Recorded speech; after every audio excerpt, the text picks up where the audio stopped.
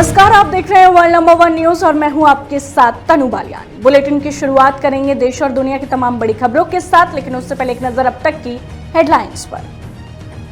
Donald Trump के cease fire दावे के बाद भी ईरान ने खंडन किया, कहा हम सरेंडर नहीं करते। कतर में अमेरिकी अड्डे पर हमले से मध्य पूर्व में तनाव चरम पर, भारत ने ऑपरेशन सिंधु के तहत 290 भारतीयों को सुरक्षित निकाला।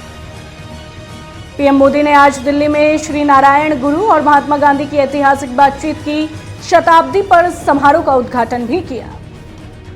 भारत के शुभांशु शुक्ला सहित 4 अंतरिक्ष यात्रियों का मिशन 25 जून को रात 2:31 पर रवाना होगा। तकनीकी कारणों से कई बार टाला ये मिशन अब ISS की ओर बढ़ेगा। दुनिया भर की नजरें इसी पर टिकी। दिल्ली में मानसूनी बारिश शुरू, 2013 के बाद सबसे जल्दी आगमन। लद्दाख, हिमाचल और पंजाब में मानसून सक्रिय, मुंबई में ऊंची लहरों की चेतावनी। ईरान इजरायल युद्ध के कारण एयर इंडिया इंडिगो की उड़ानें रद्द। जयपुर दुबई फ्लाइट में तकनीकी खराबी, मध्य पूर्व में उड़ानों पर संकट गहराया। चलिए रुक कर लेते हैं खबरों का। इजरायल और ईरान के बीच जंग शुरू होने के 12वें दिन अमेरिकी राष्ट्रपति डोनाल्ड ट्रंप ने सीज फायर का ऐलान कर दिया है।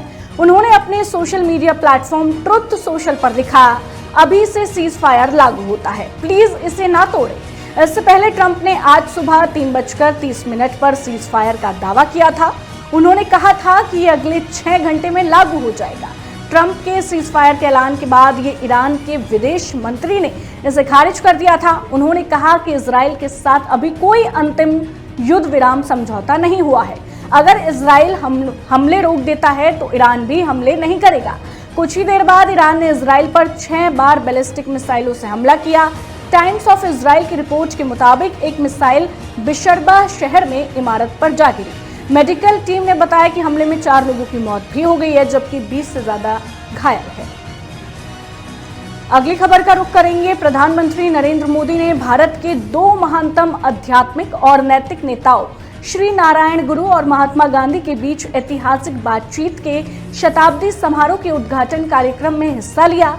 प्रधानमंत्री मोदी ने कहा, आज ये परिसर देश के इतिहास की एक अभूतपूर्व घटना को याद करने का साक्षी बन रहा है। एक ऐसी ऐतिहासिक घटना जिसने न सिर्फ हमारे स्वतंत्रता आंदोलन को नई दिशा दी, बल्कि स्वतंत्रता के उद्देश्य को नए मायने भी दिए।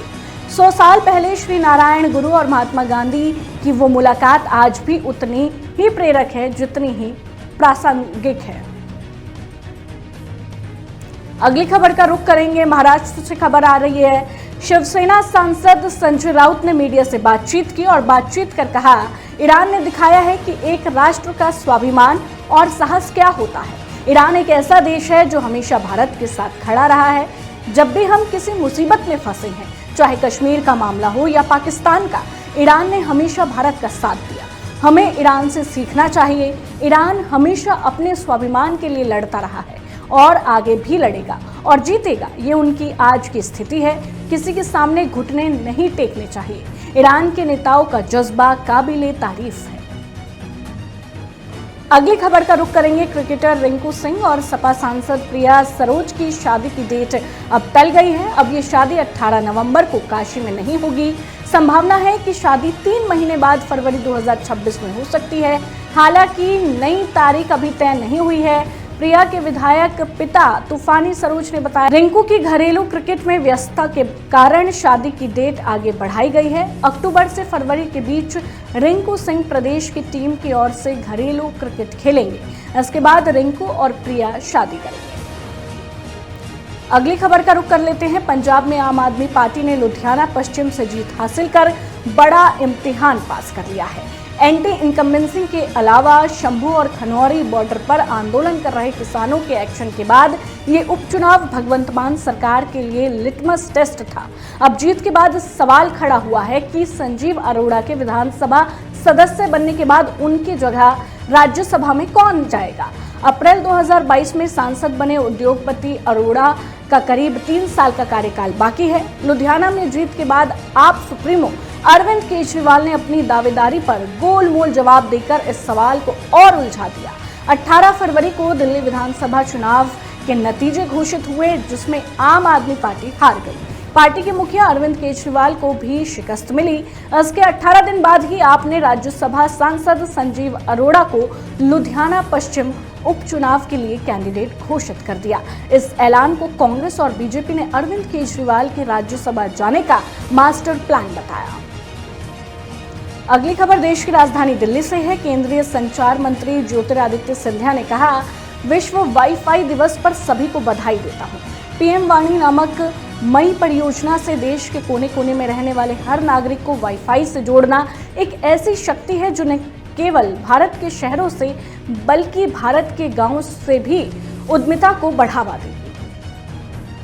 अगली खबर का रुख करेंगे। IAF C-17 विमान ऑपरेशन सिंधु के तहत इजराइल से 165 भारतीयों को लेकर वापस दिल्ली पहुंचा। केंद्रीय राज्य मंत्री डॉक्टर एल मुरुगन ने भारतीय नागरिकों का स्वागत भी किया। विमान सुबह 8:45 पर जॉर्डन के अम्मान से दिल्ली पहुंचा। अगली खबर का रुख करेंगे। मंत्री प्रवेश वर्मा ने आज साकेत में प्रेस एनक्लेव रोड का दौरा कर गड्ढों की मरम्मत के चल रहे कार्य की प्रगति की समीक्षा की।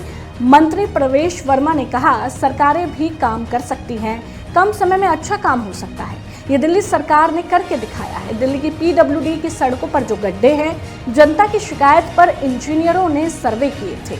आज हमारे सभी कार्यकारी इंजीनियरों, मुख्य इंजीनियरों और टीमों सहित पूरा PWD विभाग सड़कों पर है।